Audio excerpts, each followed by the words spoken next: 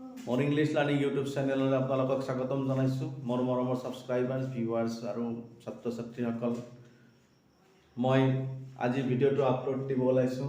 Determiners uses of definite article, অৰ্থাৎ আগৰ ভিডিঅ'টোতো determiner সম্পৰ্কে মই ভিডিঅ' দি আছোঁ, য'ত দ্য আৰ্টিকলৰ বিষয়ে আলোচনা কৰা হৈ আছে। চ' ইতিমধ্যে দ্য আৰ্টিকলৰ কেইবাটাও ইউজ মই আপোনালোকৰ মাজত বুজাই দিছোঁ। অৰ্থাৎ দ্য আৰ্টিকল বুলি কোৱাৰ লগে লগে it is a definite article, কোনো ব্যক্তি ঠাই আদিক নিৰ্দিষ্টকৈ বুজাবলৈ দ্য আৰ্টিকল ব্যৱহাৰ কৰা হয়। অ'কে, লাষ্ট দিছিলোঁ যে ছুপাৰলেটিভ ডিগ্ৰীৰ আগত দ্য আৰ্টিকল ব্যৱহাৰ কৰা হয়। যেনেকৈ যদি কোৱা হয় যে তেওঁ আমাৰ শ্ৰেণীৰ আটাইতকৈ ওখ ল'ৰা, তেওঁ আমাৰ শ্ৰেণীৰ আটাইতকৈ ওখ ল'ৰা, ইয়াক যদি আমি ইংলিছত ট্ৰেঞ্চলেশ্যন কৰোঁ কি লিখিম? He is days টলেষ্ট। আটাইতকৈ ওখ বুলি কোৱাৰ লগে লগে কি লিখিব লাগিব? টলেষ্ট boy, okay, in our class. So ইয়াতে এই সেন্টেন্সটো দিয়াৰ পিছত যদি কোৱা হয় fill in the blank with right determiners or right article, তেতিয়াহ'লে ডেফিনেটলি কি লিখিব লাগিব? tallest is a superlative degree, আৰু সেই superlative ডিগ্ৰীৰ আগত কি লিখিব লাগিব? the article লিখিব লাগিব। so লাষ্ট ৰুল এইটো মই দিছিলোঁ, অৰ্থাৎ superlative ডিগ্ৰীৰ আগত the article ব্যৱহাৰ কৰিব লাগে। চ' আজি মই ক'ব বিচাৰিম যে আমাৰ যিবিলাক বিখ্যাত গ্ৰন্থ, ফেমাছ বুকছ,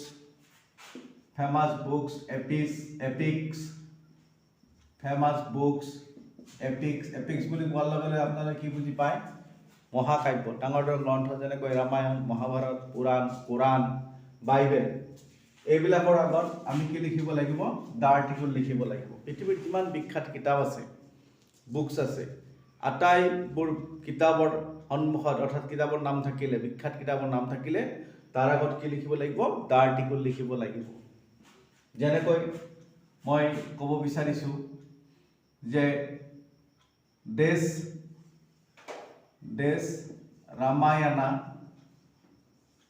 ৰামায়ণা ইজ দেশ এপিক। অৰ্থাৎ এই সেন্টেন্সটোত fill in the blanks with articles বুলি যেতিয়া এই সেন্টেন্সটো পৰীক্ষাত বা ক'বাত দিব, তেতিয়া আমি কেনেকৈ কি আৰ্টিকলেৰে এই ব্লেংক দুটা পূৰা কৰিম? তেতিয়া নিশ্চয় এই ৰুলটো জানিব লাগিব। অৰ্থাৎ the Ramayana, that means Ramayana is the name of an epic. Ramayan এখন মহাকাব্যৰ নাম, গতিকে বিখ্যাত গ্ৰন্থ বা এপিক বা মহাকাব্যৰ নামৰ আগত কি লিখা হয়? দ্য আৰ্টিকল লিখা হয়। চ' দ্য আহিল।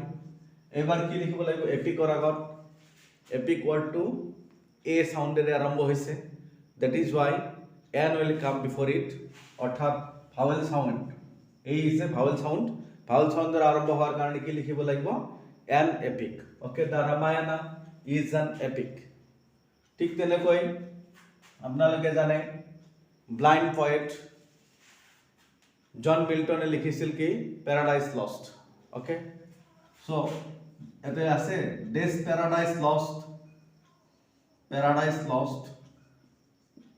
was written by John Milton. অৰ্থাৎ জন মিল্টন নামৰ ডাঙৰ কবিজন বা লিখকজনৰ দ্বাৰাই কি কৰা হৈছিলে? পেৰাডাইজ লষ্ট নামৰ কিতাপখন লিখা হৈছিলে। পেৰাডাইজ লষ্ট মিনছ স্বৰ্গ হেৰাল। নিশ্চয় এইটো ষ্টৰি জানে, পেৰাডাইজ লষ্ট কিতাপ পঢ়িলে জানিব মানুহৰ সৃষ্টি সম্পৰ্কে। The first man on the world on this earth was Adam and the first woman is eve.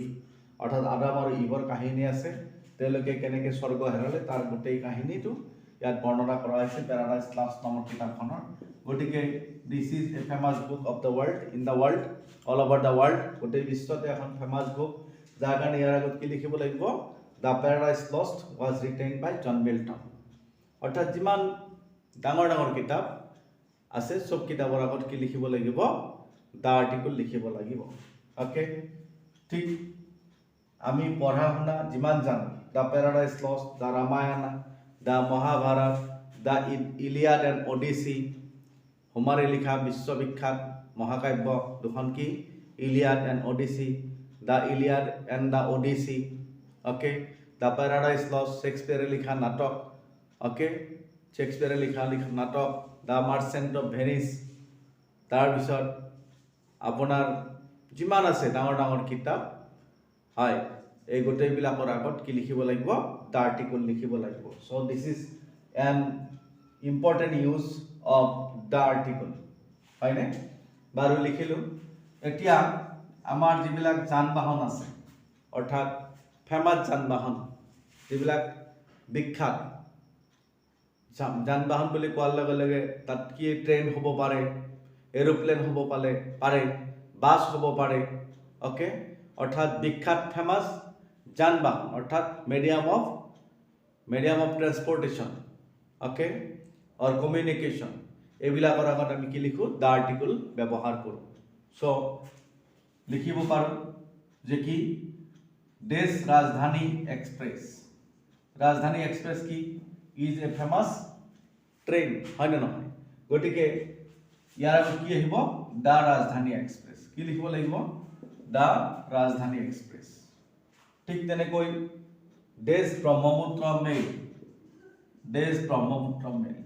So এনেকুৱা যিমান গাড়ীৰ নাম থাকিব ডাঙৰ ডাঙৰ বা ফেমাছ বা বিখ্যাত গাড়ী বা যান বাহনৰ নাম থাকিব তাৰ আগত আমি চকু মুজি দ্য আৰ্টিকল ইউজ কৰিব লাগিব কোনো কথাই নাই আৰু দেশ Brahmaputra Mail runs between Dibrugarh and Delhi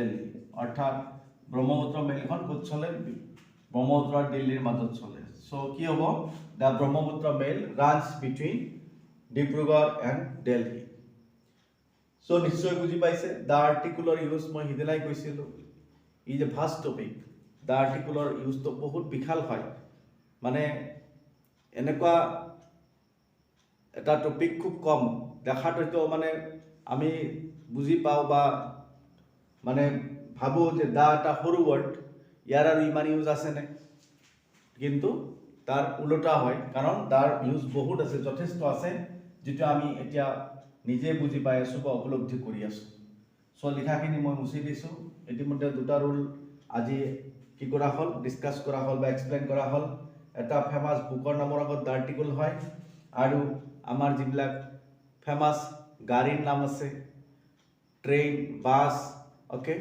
এনেকুৱা যিমান আছে সেইবিলাকৰ আগত কি দ্য আৰ্টিকল লিখা হয় সো এতিয়া মই লিখিব বিচাৰিম যে আমাৰ যিবিলাক নিউজ পেপাৰ আছে মেগাজিন আছে okay famous news paper magazine এইবিলাকৰ আগত আমি কি দ্য আৰ্টিকল ব্যৱহাৰ কৰোঁ সো ইংলিছ গ্ৰামাৰে কৈছে যে কোনো নিউজ পেপাৰৰ নাম ওকে নিউজ পেপাৰ মেগাজিন এইবিলাকৰ নামৰ আগত কি হয় নিউজ পেপাৰ্ছ এটচেট্ৰা এইবিলাকৰ নামৰ আগত দ্য আৰ্টিকল ব্যৱহাৰ কৰা হয় ওকে যেনেকৈ দেশ Assam Tribune is a famous daily newspaper of Assam. So এই সেন্টেন্সটো যদি কয় যে কি আৰ্টিকল লিখিব লাগিব তে নিশ্চয় ডেফিনেটলি কি দ্য আৰ্টিকল লিখিব লাগিব কাৰণ the Assam Tribune that means Assam Tribune is the name of A newspaper which is published regularly or every day in Assam. Okay, so the Assam Tribune is a famous daily newspaper of Assam. ঠিক তেনেকৈ the Protidin কি লিখিম Protidin is also a name of a newspaper ওটা কি হ'ব the Protidin. দেশ নিয়মীয়া বাৰ্তা কি হ'ব নিয়মীয়া বাৰ্তা সো এটা কি হ'ব the নিয়মীয়া বাৰ্তা যিমান আছে আৰু নিউজ পেপাৰ বা মেগাজিন এইবিলাকৰ নামৰ আগত কি দিব লাগিব দ্য আৰ্টিকল লিখিব লাগিব so it is also N important rule of the ব্যৱহাৰৰ এটা ইম্পৰ্টেণ্ট ৰুল হয় দ্য প্ৰতিদিন দ্য নিয়মীয়া বাৰ্তা ওকে দ্য খবৰ দ্য ইণ্ডিয়ান এক্সপ্ৰেছ ওকে যিমান আছে দ্য টেলিগ্ৰাফ যিমান নিউজ পেপাৰ আছে নিউজ পেপাৰ বা মেগাজিনৰ নামৰ আগত কি দিব লাগিব দ্য আৰ্টিকল ব্যৱহাৰ কৰিব লাগিব এবাৰ আৰু এটা ইম্পৰ্টেণ্ট নিউজ তাৰ আহিলে যে যেতিয়া কোনো নদ নদী থাকিব ৰিভাৰ্ছ তাৰপিছত চিজ অচেন্স অৰ্থাৎ নদ নদী তাৰপিছত সাগৰ মহাসাগৰ আদিৰ নামৰ আগত দ্য আৰ্টিকল ব্যৱহাৰ কৰিব লাগে নদ নদী সাগৰ মহাসাগৰ আদিৰ নামৰ আগত দা আৰ্টিকল ব্যৱহাৰ কৰিব লাগিব বা কৰা হয় যেনেকৈ দেশ গংগা মই দা লিখি দিলো দা Ganga is a holy river so Ganga এখন পবিত্র নদী so Ganga is the name of a river that is why da has been written before Ganga গংগাৰ আগত কি লিখা হৈছে দা লিখা হৈছে ওকে ব্ৰহ্মপুত্ৰ অসমৰ আটাইতকৈ ডাঙৰ নদী দেশ Brahmaputra is this biggest river in Assam so মই দুইটাই দুটা ব্ল্যাঙ্ক ৰাখিছো এটা হল ব্ৰহ্মপুত্ৰৰ আগত আৰু এটা কি বিগেষ্টৰ আগত so নিশ্চয় আপোনালোকৰ মনত আছে এতিয়াতো এইটো ডিসকাস কৰিয়ে আছো নদীৰ নামৰ আগত দা লিখিব লাগে so Brahmaputra is the name of a river that is why da will come again here which article will come because the word here is biggest it is the superlative degree হলে তার আগত কি লিখিব লাগে the article লিখিব লাগে so কি হ'ব the Brahmaputra is the biggest river in Assam okay the Brahmaputra is the biggest river in Assam ঠিক তেনেকৈ সাগৰ মহাসাগৰ the Indian Ocean কি লিখিব লাগিব the Indian Ocean the Arabian Sea আৰব মহাসাগৰ হয় না হয় দেশ যদি দিয়া হয় দেশ টাইটানিকৰ আগত কি হ'ব নিশ্চয় দা হ'ব কাৰণ যান বাহন এইবিলাকৰ আগত কি হয় দা হয় দেশ Titanic sank into the Atlantic Ocean অৰ্থাৎ টাইটানিক জাহাজখন ক'ত ডুবিছিল আটলান্টিক অ'চেনত ডুবিছিলে গতিকে Titanic is the name of A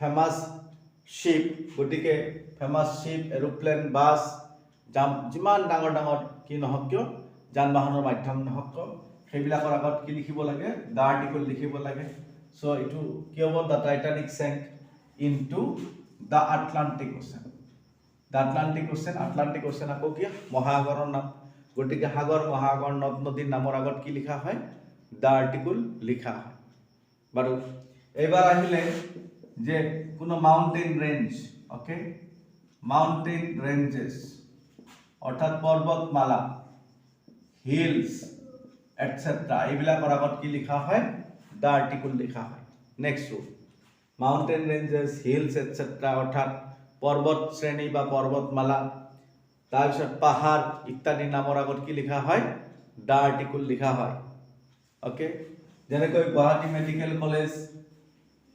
medical college Narakasur পাহাৰত অৱস্থিত যদি এই সেন্টেন্সটো লিখিব লগা হয় ইংলিছত কি লিখিম ওকে কি লিখিম Guwahati medical college okay Guwahati medical college is situated Narakasur পাহাৰত on the Narakasur hill okay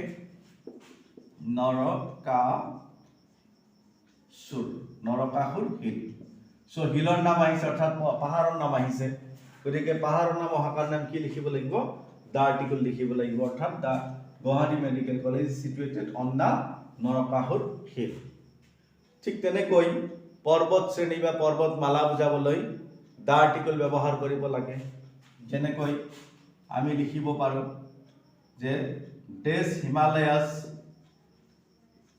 Himalayas are to the north of India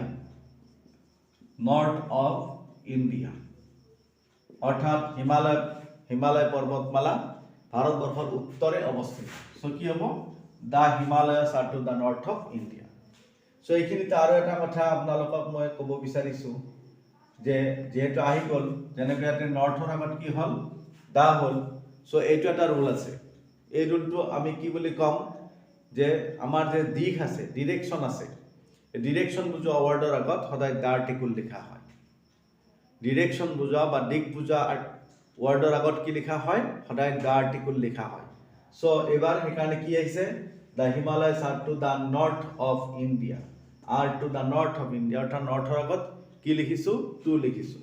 ঠিক তেনেকৈ যদি কোনোবাই লিখে যে সূৰ্য পূবফালে উদয় হয়, পশ্চিম ফালে মাৰ যায়, চ' দ্য ছান, চ' এইবাৰ আৰু এটা কথা আহিল, দ্য ছান হ'ল অৰ্থাৎ যিবিলাক হেভেনলি বডিজ, অৰ্থাৎ আপোনাৰ যিবিলাক হেভেনলি বডিজ অৰ্থাৎ সৌৰজগতৰ যিবিলাক গ্ৰহ নক্ষত্ৰৰ নাম যেতিয়া স্মল লেটাৰেদি লিখা হয় তেতিয়া তাৰ আগত কি?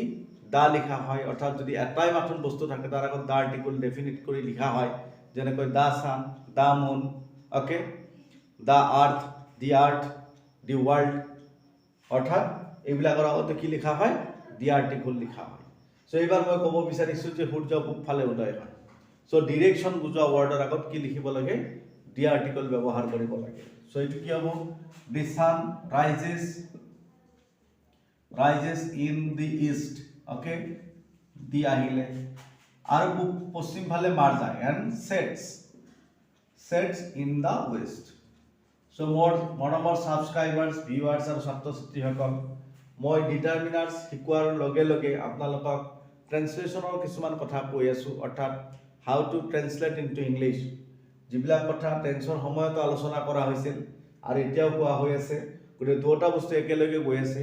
নিশ্চয় আপোনালোকে মনোযোগ দিব, ভালকৈ শুনিব, মনোযোগ দিলে গোটেইখিনি কথা একেলগে ক্লিয়াৰ হৈ থাকিব। The sun rises in the east and sets in the west, অৰ্থাৎ ইষ্ট, ৱেষ্ট, নৰ্থ, চাউথ আদি ডিৰেকশ্যন বুজালে সেই ৱৰ্ডবিলাকৰ আগত কি লিখিব লাগিব? দি আৰ্টিকল লিখিব লাগিব। আৰু পৃথিৱীত যদি এটাই কোনো বিখ্যাত বস্তু থাকে তেতিয়া তাৰ আগত কি? দা আৰ্টিকল লিখিব লাগে। তেনেকুৱা অৰ্থত আমি কি লিখিব পাৰোঁ? তাজমহল। যেনেকৈ মোগল সম্ৰাট শ্বাহজাহানে তাজমহল সজাইছিল, এই চেণ্টেন্সটো ইংলিছত লিখিব লাগে। চ' কি লিখিম আমি? The Mughal empire Taj Mahal, Mughal empire Shahjahan, the Mughal empire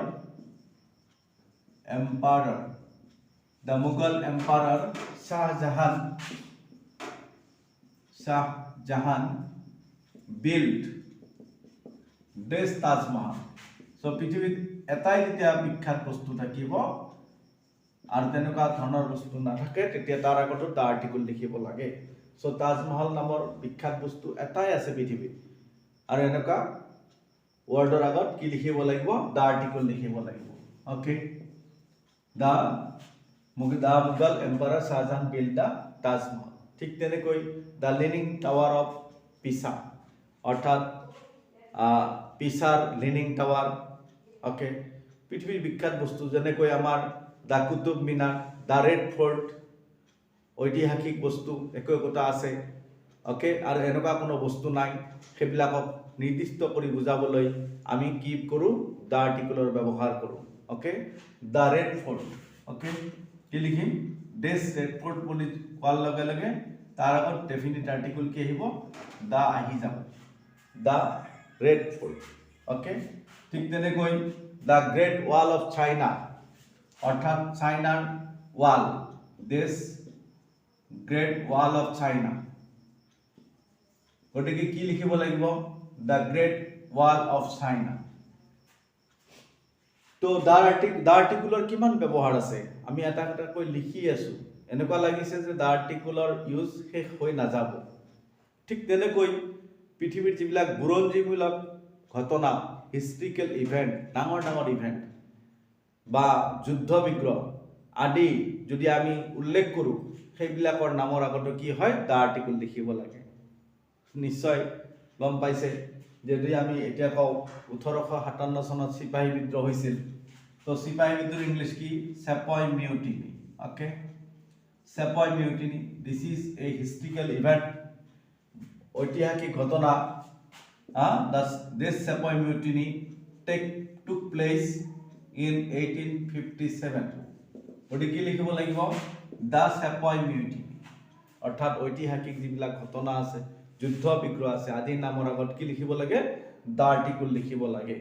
যেনেকৈ ঠিক তেনেকৈ this first world war began in 1914. অৰ্থাৎ 1914 চনত প্ৰথম বিশ্বযুদ্ধ আৰম্ভ হৈছিল গতিকে কি দিব লাগিব দ্য ফাৰ্ষ্ট ৱৰ্ল্ড ৱাৰ ঠিক তেনেকৈ the second world war began in 1939 1939 চনত ছেকেণ্ড ৱৰ্ল্ড ৱাৰ হৈছিল গতিকে যিমান এনেকুৱা ধৰণৰ কি আছে বুৰঞ্জী প্ৰসিদ্ধ অৰ্থাৎ হিষ্ট্ৰিকেল ইভেন্ট আছে যুদ্ধ বিগ্ৰহ আছে সেই আটাইবিলাক ইভেন্টৰ নামৰ আগত কি লিখিব লাগিব দি আৰ্টিকল লিখিব লাগিব যেনেকৈ the freedom movement of India the